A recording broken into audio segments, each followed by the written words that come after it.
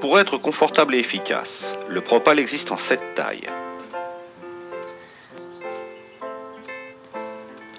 Chaque appareil est contenu dans un sachet contenant 2 arceaux, 2 raidisseurs, 2 sangles et 6 clips mâles et femelles.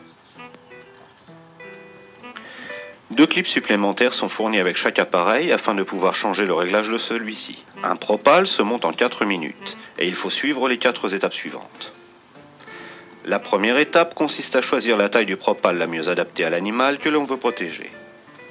On utilise le ruban guide de taille que l'on place entre le milieu du cou et le creux du flanc. La distance entre ces 2 points donne directement le numéro du Propal à utiliser. La deuxième étape consiste à chauffer les 2 arceaux et les 4 parties femelles de clip. On utilise soit de l'eau chaude, soit un four à micro-ondes. Lorsque les arceaux sont malléables, on met en place la sangle sur l'une de leurs branches. La troisième étape consiste à placer le petit arceau sur le cou et le grand arceau sur les lombes, au niveau du creux du flanc. Chaque arceau est moulé sur l'animal de telle manière qu'il épouse au mieux la morphologie, puis il est solidarisé à l'animal par la sangle.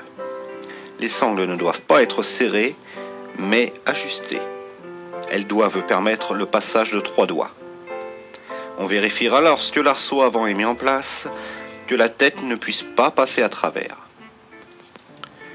Ceci est particulièrement important chez le chat puisque le premier réflexe du chat est de reculer pour sortir la tête de l'appareil. Le choix des trous sur les raidisseurs détermine la longueur de l'appareil. Un réglage court laisse à l'animal une flexion complète du cou et ne rigidifie que la partie dorsale et lombaire du corps. C'est le réglage le plus confortable qui sera utilisé pour la protection des parties postérieures du corps des animaux. Un réglage long rigidifie une partie du cou et gêne alors le léchage des parties avant, de l'épaule et des parties latérales du thorax. Le réglage long sera utilisé sur les jeunes animaux, soit pour protéger une plaie thoracique, soit pour protéger une plaie située à l'extrémité d'une patte arrière chez les chiens très souples. Les raidisseurs peuvent être placés plus ou moins haut sur les arceaux.